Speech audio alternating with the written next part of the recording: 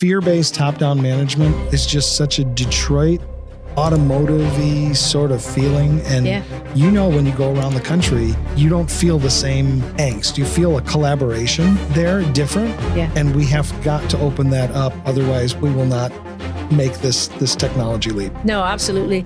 I grew up in command and control, and you look at the leaders around you and you look at what makes them successful, being tough on suppliers, giving suppliers crazy target prices and things like that. I saw them doing that. So I thought, so that's how you're successful then. If you do those things, you'll get promoted. I sort of started to lead and manage people when I got into different roles. My way, what felt right to me, just be honest with people.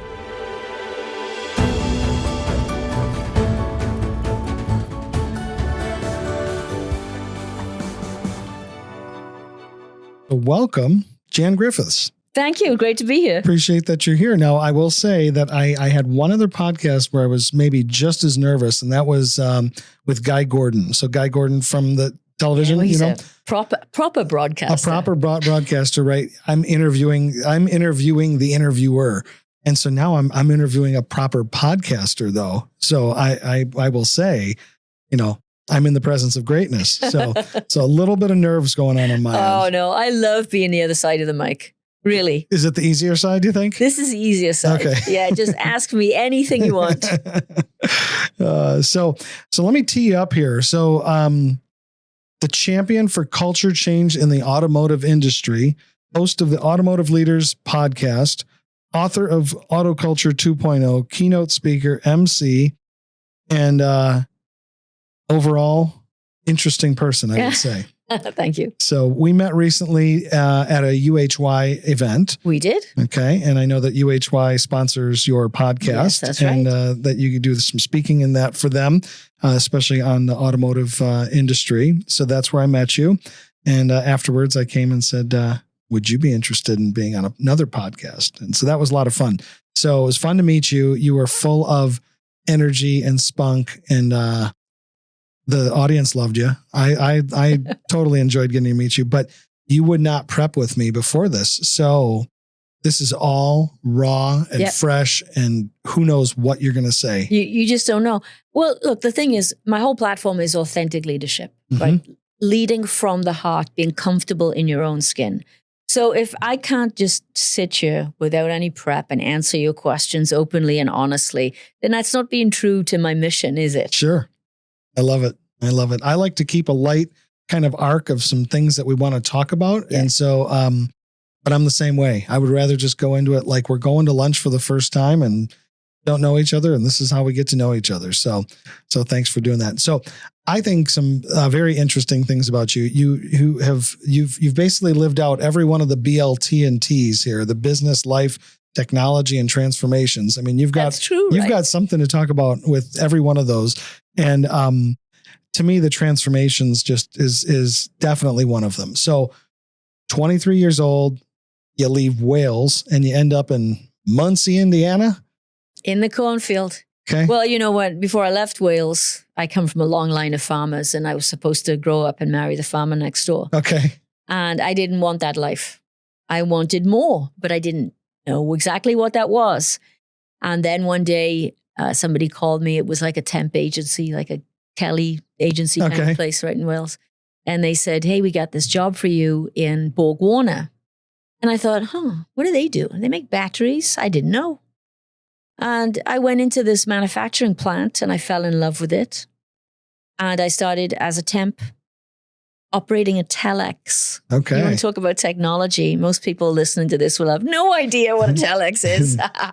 But that's what I did. And I started working in the purchasing department, and then they shipped me to Muncie, Indiana. Actually, they sent me there on a 10-day business trip. Okay. At 23 years old. At 23 years old, yeah. Okay. Yeah. So, I mean, that's gutsy right there, right? 23, leaving your homeland and coming to this big country and working in automotive. Yeah. I cried when I landed in Chicago O'Hare. And when I tell people the story, they can't believe it, because I've traveled all over the world, right? Mm-hmm.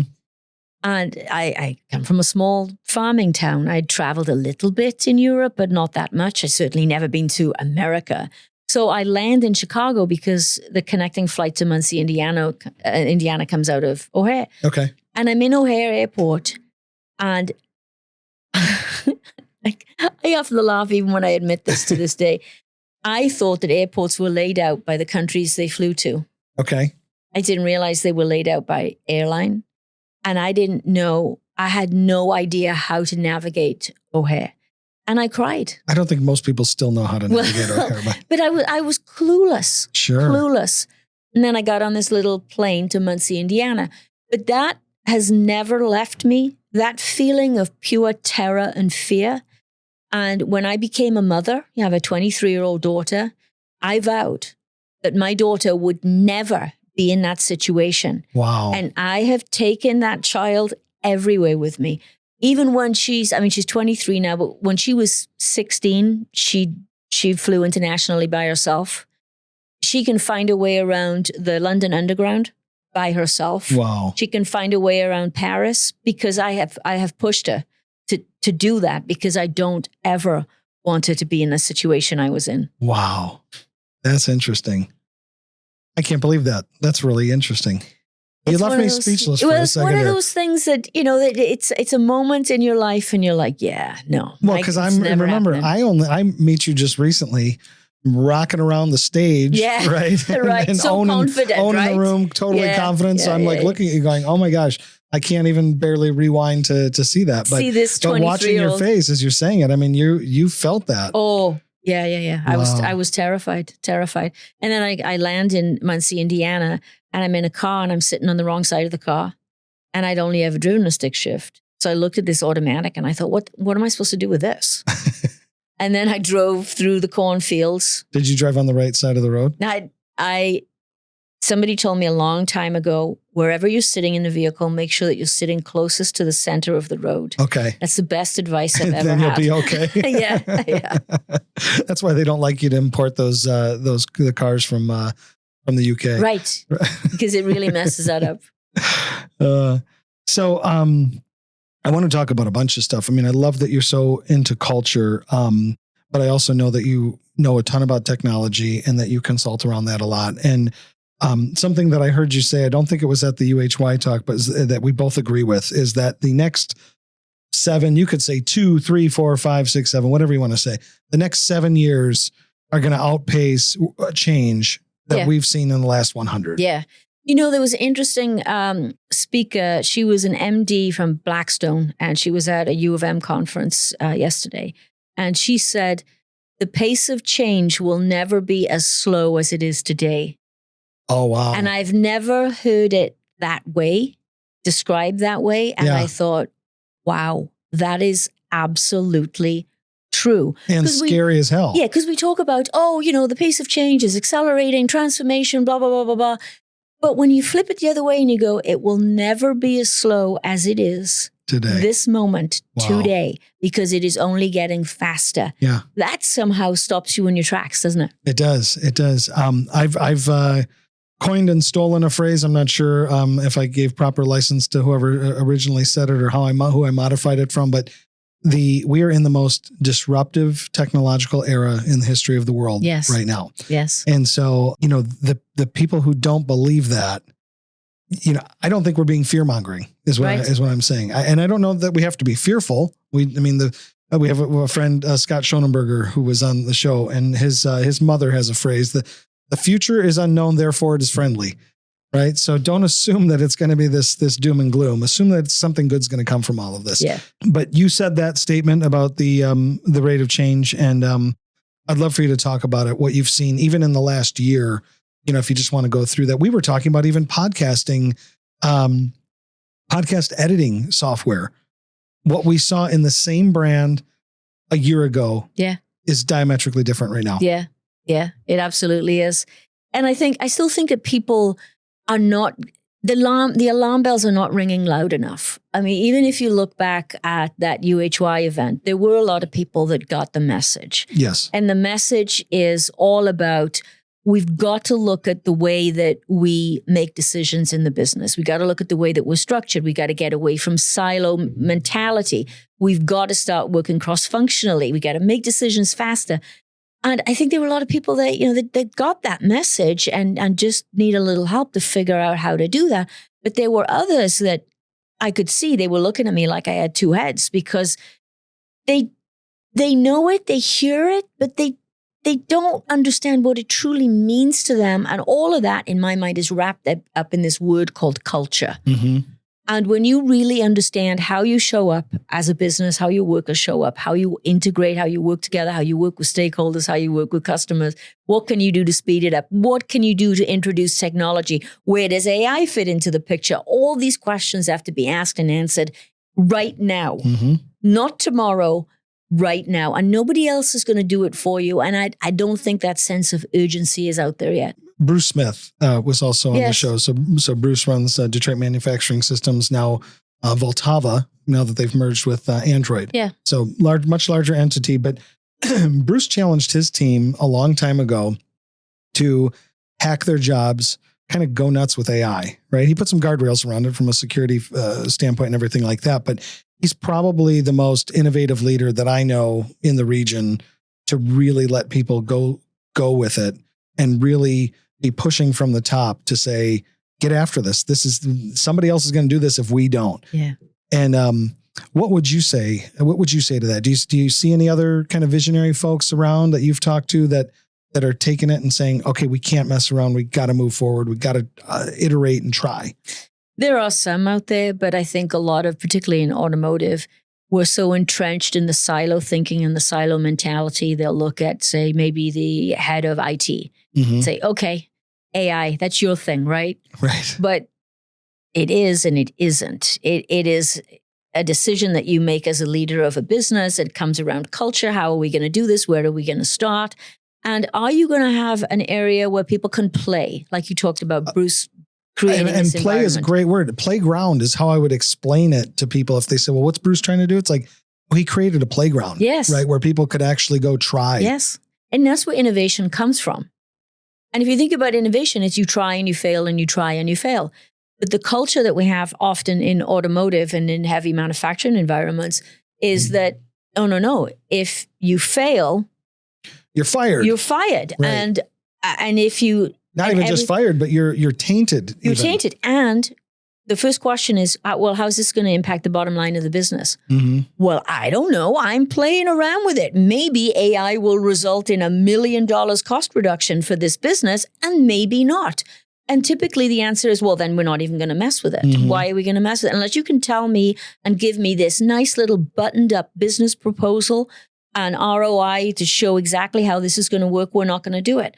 Well, if we keep thinking like that, we are never going to move forward as an industry. So we got to create these safe spaces for people to play, for people to innovate. Some of these ideas will land and they will land big. Others will not. Correct. But you've got to get that fear of failure out of the air. And when there's fear in the air, people will disengage. It's paralyzing. You will not get innovation and you will never adapt new technology and you'll not move forward and you'll die. Yeah, the companies will die. I explain to people, you think of venture capital firms, okay? Yeah. Maybe not so much private equity, but venture capital firms. They're investing in 20, 30, 40, 100, whatever their model fits, ventures, of which 1%, 10%, yeah, they know. Whatever. A lot of them are not going to make it. But guess what? They keep doing it. They keep making the investment because it works. The payoff is so great that it supersedes all the costs of the other investments. Yes. So it's kind of the same way and the same mindset that you need to take on with regard to artificial intelligence, or any sort of automation or any real innovation right now. I think it was Ajay Chawla from OnTrack AI. He was at that UHY event, and he was saying the same thing that you're saying. And I think that it's just so great for the message to come from both the vendor partner consultant side as it does from the advocacy side, like where you come from, speaking about it from the cultural side, because it's an enormous mind shift change. Absolutely. So, and it has to come from the top. The leader has to model the behaviors and has to walk the talk. It can't be a slogan on a wall. It can't be. It can't be a PowerPoint presentation or a video that they pushed out to everybody. I mean, they've got to live it every single day. One of the things I like to do, and I just did it this morning with one of our teammates here, was he had asked me for some help. And I said, well, I'm going to show you how I actually ideate to come up with, how I would try to solve this problem. And I opened up my ChatGPT, which is, it's the corporate version. It's secured, but it's very trained on our business brand voice. It's trained on our core values. It's trained on me. I mean, it knows me from every aspect of me. In fact, my kids use it and they'll say, chat, roast me. And it knows so much about me. It hurts. It's mean to me because it knows so much about me. But I did that with him and he says, oh my gosh, like that's unbelievable. And I said, yeah, I mean, I can't think that powerfully on my own. And I'd have to go grab 10 other people right now here that would have the context that this chatbot has. And so I'm hopeful that what that did was that opened that person's mind to say, I can do that too. Exactly. And, now we've just become even more scalable. Yeah. So, but I know that I'm not doing a perfect job at letting the reins off. It's definitely a tough one, but I use it every day. Do you use it every day? Every day. Every day, I hate to admit it. My daughter gives me a hard time for using it so much. And I'm kind of proud of her for wanting, when she does something in college, she won't use it. Yeah. And I'm really proud of her for that. But she'll scowl at me when I use it because I use it a lot. Because like you, it's trained and there's so much material out there with my voice. Mm-hmm. Between the book and all the podcast transcripts. I mean, there's a ton of material out there. So like you, I think it knows me better than I know myself. Sure. Something I read about you with regard to culture, there was, and I'm going to have to look at my notes here. Oh gosh. But you said, it was about your book and it was said, a guide for transforming the automotive industry leadership, moving away from traditional fear-based top-down management towards authentic, people-centered leadership. Yeah. And that fear-based top-down management is just such a Detroit automotive-y sort of feeling. And when you go around the country, you don't feel the same angst. You feel a collaboration there, different. Yeah. And we have got to open that up. Otherwise we will not make this technology leap. Yeah, no, absolutely. I grew up in command and control. And unfortunately, a lot... Were you pretty good at it too? Or were you bucking the system? No, I think I did what I was told, right? And you look at the leaders around you and you look at what makes them successful. And I saw that the tougher and meaner they were, and I spent a lot of time in supply chain and purchasing. So, being tough on suppliers, giving suppliers crazy target prices and things like that. I saw them doing that. So I thought, so that's how you're successful then. If you do those things, you'll get promoted. And they never felt right. So I did it in the beginning, but it never felt right. So then I sort of started to lead and manage people when I got into different roles. My way, what felt right to me. And then I learned that just be honest with people. Just be authentic. Just be who you are. And authentic doesn't mean you come to work and you spill your guts on every you don't have to be overly gushy. No. It just means that just be real. And then I learned over time that when I would deal with suppliers, I found myself, particularly if it was a large global contract, and let's say you were representing the supplier, you were the lead sales guy or the CEO of the supplier company, that our role, we're really the coaches for this relationship. So here's these two companies now coming together, right? And typically in automotive, it's win-lose. I'm the buyer. I'm going to win. I want to win every single battle. I want you to lose every single battle. And I want to pay the lowest amount of money. And I don't care how much pain you feel. Typical automotive, aggressive purchasing tactics. Sure. But I learned that doesn't work long term. What you need to do is to establish a good relationship. And then we would sit down and say, okay, let's have a look. We got a quality problem over here. We have a delivery problem over here. What do we think's going on with that? What are we going to do? To fix it. So you put yourself on one side of the table and you put the problem on the other. And that's a very different way of looking at it than the adversarial one against the other. Sure. And I learned a lot of that actually recently. Kate Vitasic, who is a thought leader in collaborative negotiations and agreements. And she describes it that way. She says visually, we sit like across the table, right, in a buyer-supplier discussion. She said, sit on the same side and then put the problem on the other side. And that's what I'd been doing over the years. And it's a much more powerful, nicer way. And then you deal with each other with respect. And I know from looking at your culture, right, respect is a huge value, but you've got to live it. Yeah, we work hard at that, and sometimes, even after all the hard work, you still get looked at as though you're not living up to it. Yes. Right. And I mean, that can happen. Right. But I still think that the juice is worth the squeeze. Yes. I still think it's worth it to keep pushing towards that, make sure that we're, core values forward, principled approaches to things. And you know what, if we fall short, we fall short, but we're working our tails off to do it right. Yeah.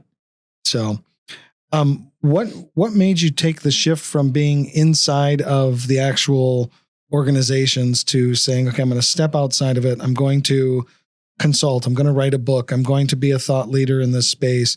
What made that transition happen? As I was in my early 50s, and I had this great role, great company, industry recognition, top 100 leading women, all these great things, right? I mean, life was good. But something didn't feel right. I was not living my life in line with my values. And I was looking at the culture in the industry, and I would sit in a staff meeting with my boss every Monday, and it was a long meeting. Sometimes it would last almost all day every Monday. And I felt the life force draining out of me. It was just draining out of me, looking at all these PowerPoint presentations. And I was thinking, oh God, I can't live the rest of my life doing this. Something's got to change in this industry if we are going to survive. And so I did what most people would never do, is walk away from a job like that in your 50s, because I could have cruised into retirement quite nicely. Sure. And I'm a single mom with a house in Birmingham with a lovely big mortgage. And I said, no, I'm going to do it. And so I quit, and my boss wouldn't believe me. He said, you're going to show up at another tier one. I said, no, I'm not. I'm going to start my own business. And I had no idea about entrepreneurship. And I really didn't know much about, what it would mean to start this business, to coach teams. And I didn't know.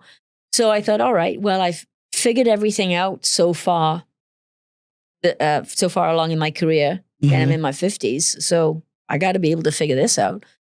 So I started, and, I made all the typical entrepreneurial mistakes and spent money in the wrong places and did all that.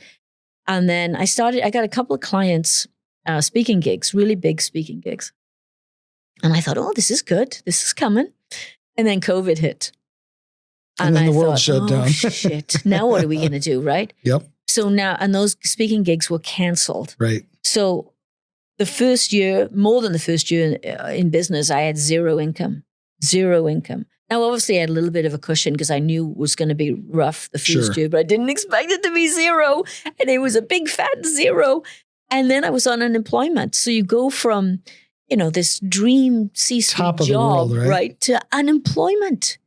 How does this happen? Wow. So I formed an accountability group. Okay. Because, quite frankly, I was afraid that I would fall into a deep, dark depression during COVID, because now I have expenses and I have no income, and I have no way of working my way out of this because of COVID. So I was afraid, and I started this accountability group. I threw something out on social, and I said, hey, if anybody wants to join me for this, it's a Zoom call every morning at 6:30 a.m.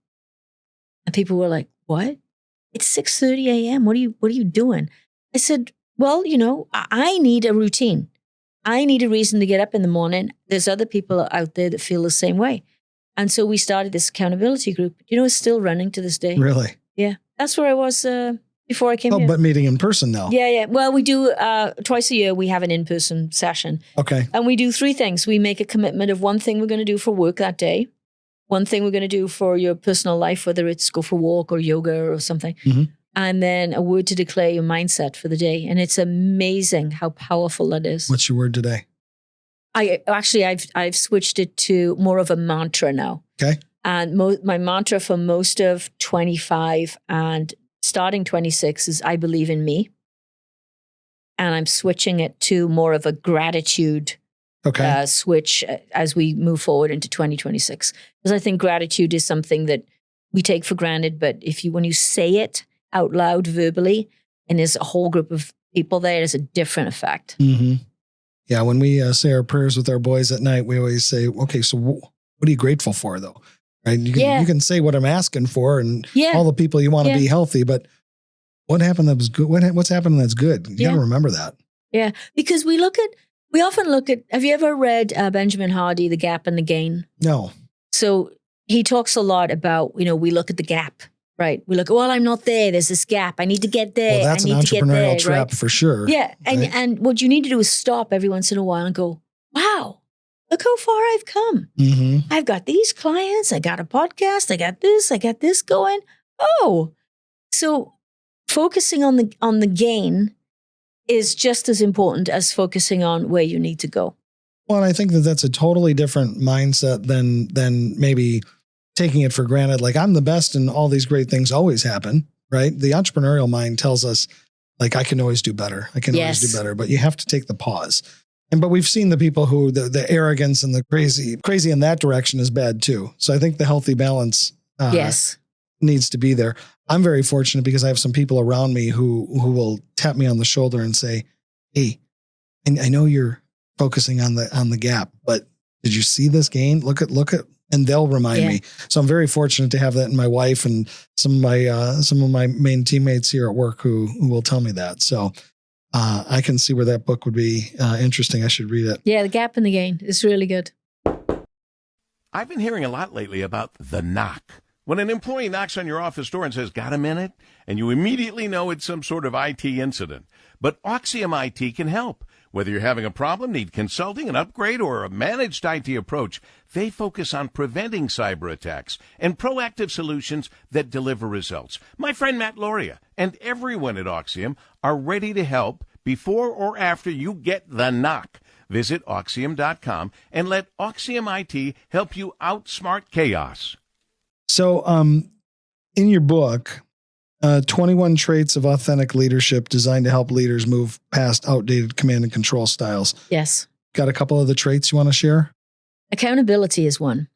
Accountability was a word that I hated because when it was used around me or toward me, it meant nothing more than, if you don't do this, I'm going to blame you for it. And so when somebody says, I'm going to hold you accountable for that, how do you feel when you're on the receiving end of that? I never felt very good. Yeah. Because that said to me, if you don't do it, I'm gonna blame you. I'm gonna hold you responsible, and maybe I'll fire you. And so I never liked it. And then I actually interviewed the guy that wrote a book called Uncommon Accountability, and I started to think more about it. And you can actually create positive accountability with your people by, first of all, talking about the task or the thing that you want done, and co-creating an agreement to get that thing accomplished. So not just saying, I want you to generate $5 million in sales by the end of the year. Okay, all right, goodbye. Which actually happens a lot, right? People just throw out the numbers and the expectations. But when leave it on you. Right. Take it and run with it. When you take the time, you go, hey, you know what? We're $100 million business, and the way that I see your product area lining up, I think that number should be, I don't know. What do you think? What do you think? What do you think? What do you think that number should be? And then you start to open up the dialogue. So now the person that you're talking to has actually had input and created that number. You're guiding the conversation, but it's their number. It's not my number. I didn't give you that. You created it. Okay, so how? All right, let's talk about how we're going to accomplish that. And then how often do you think we should check in on that to see how things are going? And then when you have trouble or you hit a roadblock, will you set up a meeting with me, or how will that work? See how we're co-creating this agreement, and it also takes the monkey off your back as a leader for all that awful follow-up. Right. And they're taking ownership. And that's what whether you're the entrepreneur right? Or you're Yeah. the business leader. You might have some of that already kind of built into you, and you're already owning it yourself. But you need that other person, and you already have that ownership. So again, I can see where you're giving the transference of the ownership. They're co-creating, they're making it. Yes. Now, it takes longer than just sending you an email and saying this is your sales goal for the year or having one quick meeting. Sure. It takes longer to co-create, but it's a much more substantial way of doing it. And the chance of success is far greater. And then the other thing around accountability is we have to be careful of the words that we use. How many times have you heard somebody say to you, I'll do my best? What does that mean? It means I'll try. And as Yoda says, there is no try, there is only do. It means it probably isn't going to happen, Right. is what it means. But many leaders will just let that go, right? So if they say, I'll try my best, the leader, the person giving out the task will take that as a yes. And you know that the person saying, I'll try my best is thinking, there's not a chance in hell I'm going to make that Right. happen. And I really don't want to tell you. So I'm just going to tell you that I'm going to try my best and hope that you'll forget about it. You can't allow that. You've got to say, okay, so when's a good date for that? You know, we know that this is the date the customer wants it. So what's a good date to have this thing done? Mm-hmm. And then again, the person gives the date. Okay, all right, we got it. We got a date. We got clarity. And when global organizations don't say things like close a business, which I do a lot, which I got to get out of the habit of. What does that mean? In a global organization, that can mean a million different things. Close a business on what? Whose time zone? Is that 5 o'clock? Is that midnight? I don't know. What is it?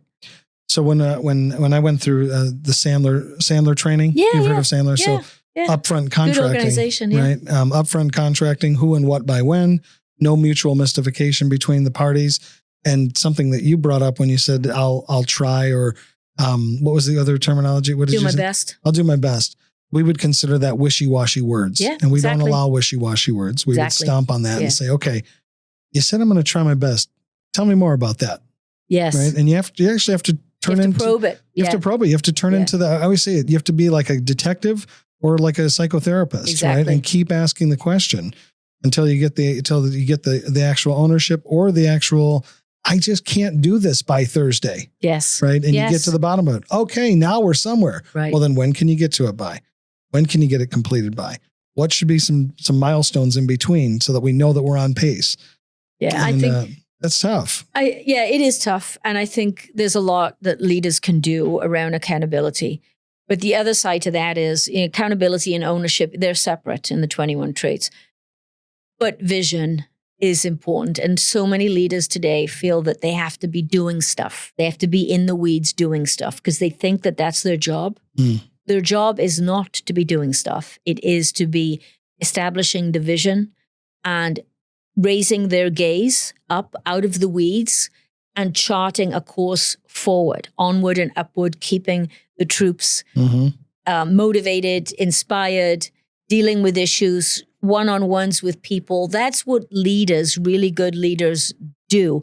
But somehow in the auto industry, we've got this badge of honor on how deep in the weeds you can be. I mean, I've worked with a couple of vice presidents who were at the same level, and they were down in the weeds, and they expected me to be in the weeds, and they judged me for not being a good leader because I wasn't down in the weeds. And I said, why would I be down there? I've got 250 people in this purchasing department. I'm not going to cut their legs off. Right. No. I am here. I am here to support them. If they need me, if they want to bring me into the meeting, I will be there in a heartbeat. But it is their role. It is their job to do that. We've got to empower people to do their jobs. Yeah. I use a term that I call jarring. Jump in and rescue. If I find myself jumping in and rescuing, I know I'm doing the wrong thing. And I know that I'm jarring to the organization. Yes, you can't do that. And so like I'm sitting here thinking about you as the lead of purchasing. And let's say, Bill buys widgets every day of the week. You know that Bill knows. You have to trust. You hire people to do a job. You have to trust. And you have to be okay with the fact that they are going to mess up from time to time.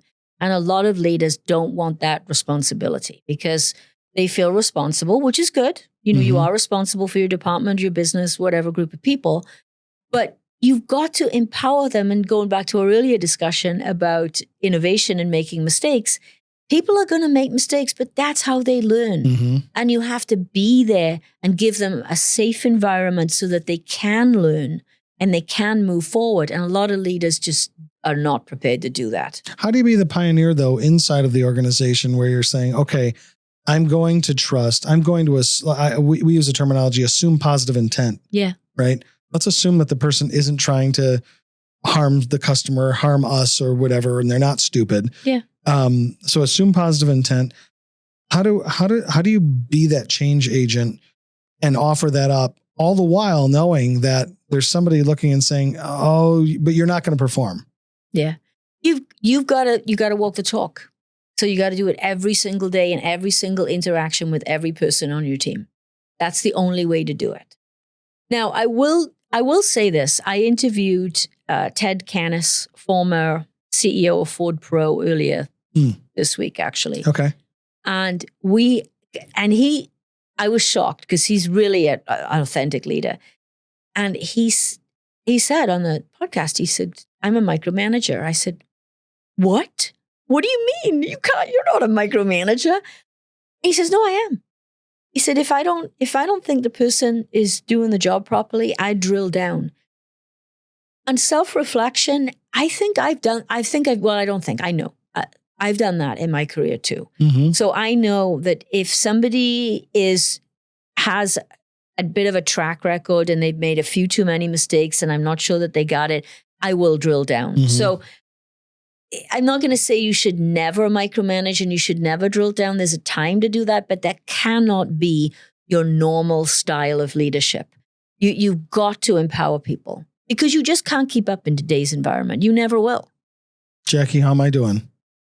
Am I okay with micromanaging? Is he a micromanager? No, I didn't think you would be. I'll bet there's other people here who think I am. I didn't think you would be.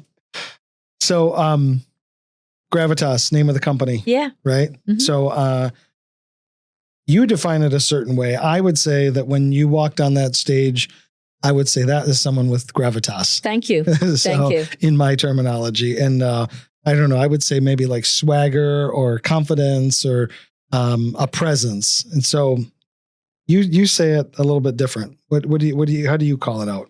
Well, gravitas, if you look it up in the dictionary, it talks about solemnity and seriousness. But we all know that it's when somebody walks into a room, if they've got gravitas, they have a certain presence to them. I've taken a little bit of a liberty with the definition. So to me, gravitas is the hallmark of authentic leadership. And gravity is a force. And a leader with gravitas is a force, but it is a force for good where you draw people into you, mm-hmm. towards you. And it's that kind of boss that has your back, that will challenge you, but is there to support you and will pick you up when you fall down and has your best interests at heart. Sounds a lot like a coach, doesn't it? Yes. When you say it out loud, yeah. Yes.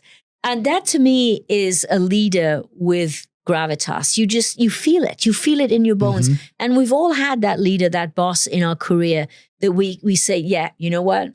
That guy or that lady was the best. And here's why. And it'll be all around how they made you feel. Mm-hmm. And that's powerful. Mm-hmm. Yeah. Yep. We talk about that, whether it's, the experiences that you have in a restaurant or in a workplace, whatever. Nobody remembers the details, but they remember how you made them feel. So true. Right. So, cultural shift versus technical shift. A lot of this conversation was around the EV, adoption. Yeah. And you kind of argue that you're not paying attention to the right 800-pound gorilla in this room. Yeah. Can you talk about that a little more? Yeah. So we talk a lot about the technology in the auto industry and, not so much now, right? Because EV adoption, we're pivoting away and companies are taking massive losses. Ford wrote off $19.5 billion. I mean, I still have a hard time even saying that number. Mm-hmm. Imagine for people who thought that they spent too much money on the train station, that'll get their eyes off of that one. Imagine being in that meeting. Well, so we're going to pivot away from EVs and it's going to cost us $19.5 billion. And each one of the OEMs, numbers, multi-billion Yeah, they all have the same numbers. conversation, right? Yes.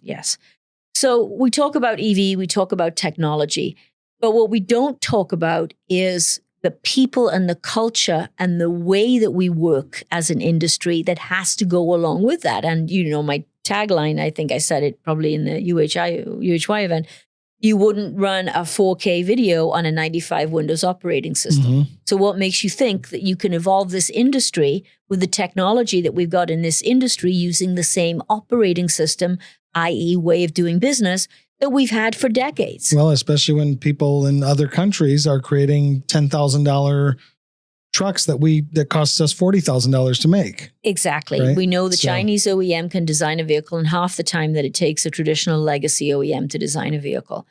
Why? I'm sick and tired of this, of talking about China speed. What about Detroit speed? Where's Detroit speed? Let's do that. Mm-hmm. Let's create something new.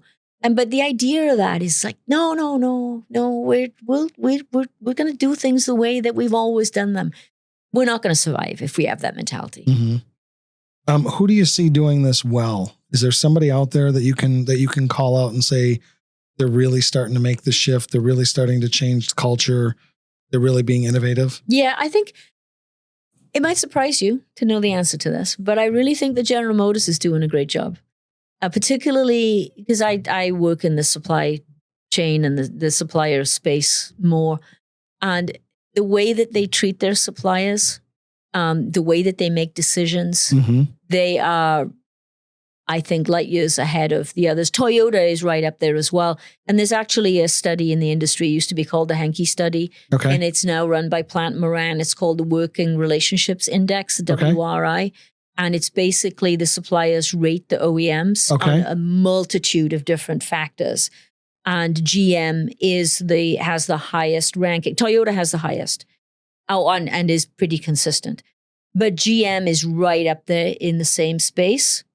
Ford and Stellantis are on the bottom. Okay. Now, Stellantis is doing better.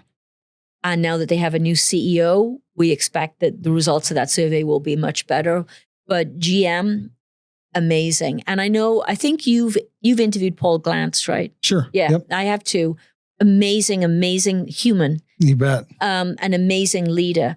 So I went to an event in December and he was up there with Jeff Morrison, who's the head of General Motors purchasing. And they were talking about leadership. You would not believe how aligned they were in their leadership style. Who would have ever thought? I wouldn't have. That the CEO of Imagine Theaters and the head of GM purchasing would be up there. I mean, they were talking the same language. It was really heartwarming. Huh. Yeah. Because we view Paul. Paul's a good friend and mentor to me, and I view him as somebody who lives out the golden rule. Oh, doesn't he? Yeah, we gave him an award actually, and named it after him. So give it out, and we're going to continue to give it out each year. I love that in his name. Yeah, because he's one of those people that he just gives. He gives, but his consistency is through and through. So he's the same Paul all the time. He's human, so he can get mad, he can get sad, he can get happy, whatever, but he's very consistent. Yeah. And so that's a big deal. But you, Matt, you give as well. When I met you for the first time, within 24 hours, you had connected me with a few people that you thought would be good guests on my podcast. Sure. And I was blown away by that because there was no expectation that I was going to give you something back. Right. Reciprocity is a very interesting and powerful thing, but you gave freely and it came from the heart. And not a lot of people do that. Oh, thank you. So I think we need more leaders to do that in this world. Imagine what the business world would be like if people did that.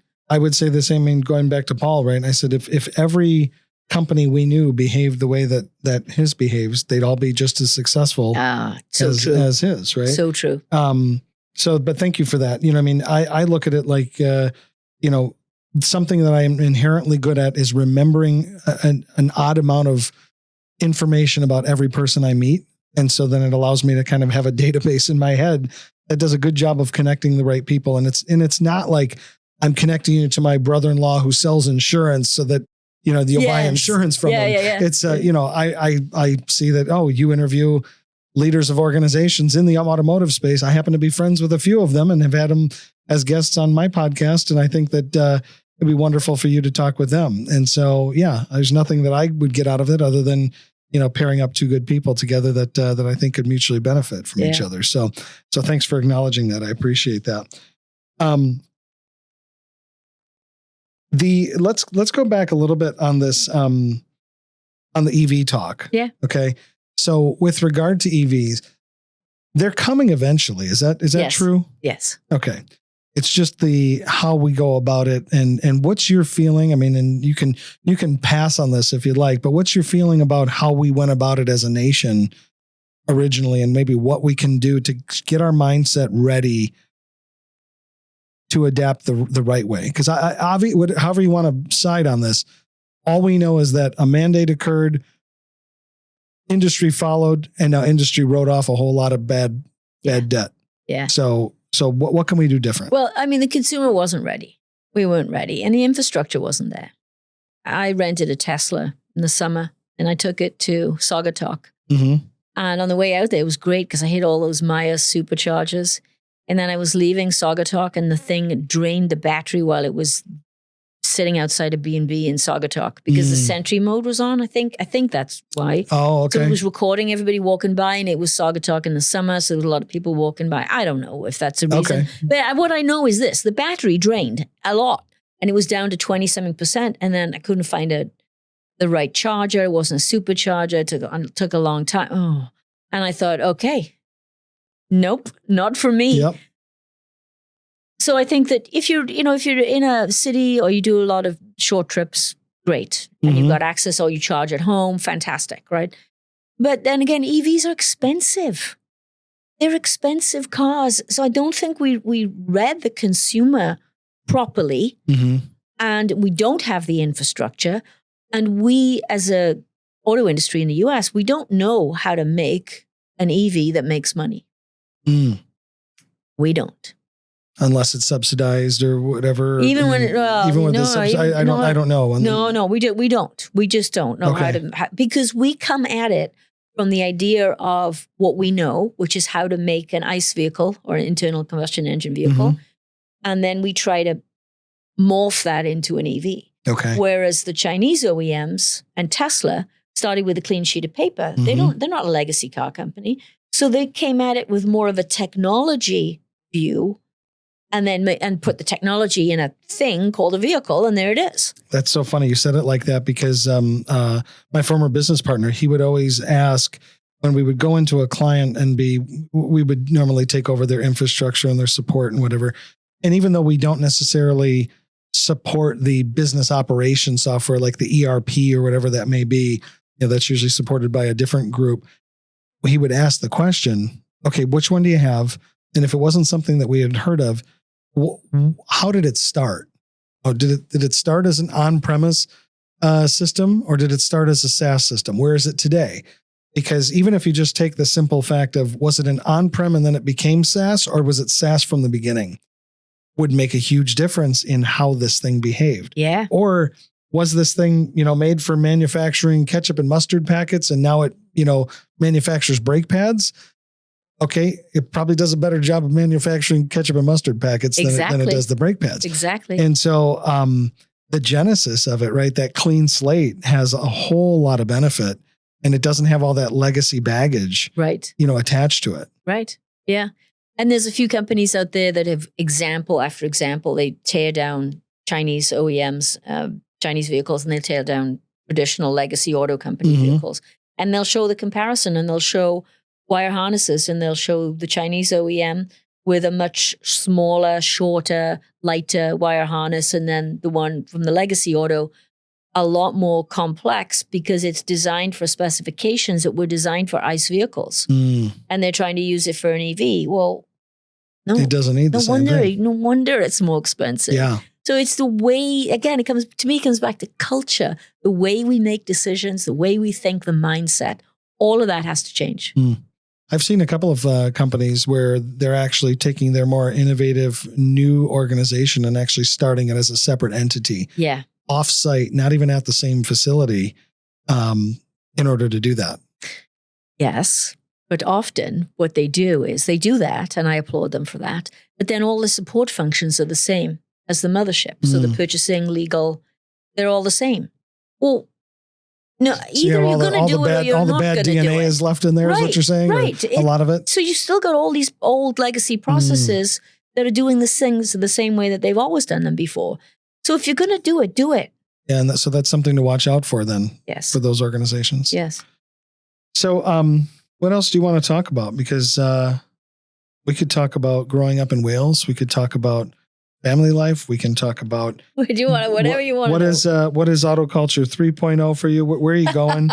I'm going to let you just kind of lead the way and just riff and ask me questions if you want to ask me questions, but go for it. Yeah, I think I've been talking a lot lately, particularly since the Fox 2 news piece on reinvention, and I've reinvented myself so many times. That's what I said. You get a capital T on the end of BLT and T. I know, because I'm okay with it. And I really do believe in myself. And you've got to, when you make as many changes as I've made. And the next one that's coming, and I wouldn't call it a change. It's more a natural evolution of my work and all the culture work that I do and the culture workshops that I do. It's one thing.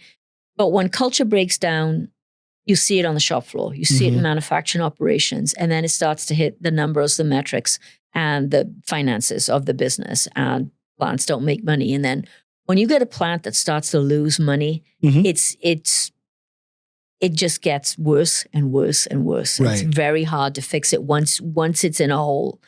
So I am just taking a role with a company called Saraf as an executive advisor. And that's what they do. They know operations. So when I'm working with clients, we may be talking about culture, but then that will naturally progress into a discussion about operations, all the work that's required right now to bring supply chains back into the US. This is the kind of company that focuses on all of that. So it's taking me maybe back to my roots of manufacturing again, and I'm tremendously excited about that. So that's my next thing, if you will. Very cool. And you've always said that you like walking the factory floor. Yeah, love it. Right? Like the smell of the oil and all that sort of stuff. Always have done, yeah. Maybe that's growing up on a farm around all the tractors and the implements with my dad, tinkering around when I was a kid. I don't know. Well, I've every time I'm with somebody, it makes me realize you're uniquely qualified to be doing exactly what you're doing right now because of all of these experiences that you've had. And I mean, I'm even listening to the where we're talking about the big T and transformation, and I'm seeing this 23-year-old version of you crying at the airport, right? Yeah, so there's something about you that liked it, I think. Yeah. Right. You like the adventure, you like the what's next, and you survived it. And so your brain, even though, it's in there and saying, hey, I want to protect my daughter from this, that you survived it. And so now you're thriving on it. Yeah, you're right. And I put out these, come up with these ideas like writing a book, right? I don't know how to write a book. I've never written a book. And then I had planned the book launch party before the book was done. Okay. Give yourself a little incentive to get it done. But that's what I love to do. You put that objective out there and you go for it. And if you believe in yourself, you'll make it happen. And if you don't, you're never going to make it happen. Right. Because if you don't believe in yourself, how do you ever expect anybody else to? And that's what I love to do. And I don't feel like stopping anytime soon. And now I've clicked over into the big 6-0 arena. Okay. I know. But I'm good. I'm still, a 23-year-old. I don't cry in Chicago O'Hare anymore. But I still feel like I have the energy, which is crazy. That's awesome. But I do. And I'm going to keep going, and I'm going to keep reinventing myself until you put me in the ground. Great. Give me who do you like to speak with? If you were to look into the camera and say, I'm talking to you. Is it the 23-year-old female today going into the auto industry? Is it the executive who you want to shake and have them change their way that they behave in establishing culture? What's like a message that you just want to deliver real firmly to somebody? I think because I'm a mother with a 23-year-old daughter, I think that I would speak to the younger people And if I could condense all the lessons learned in my life and put them in a memory stick, I would want to just hand it over to them.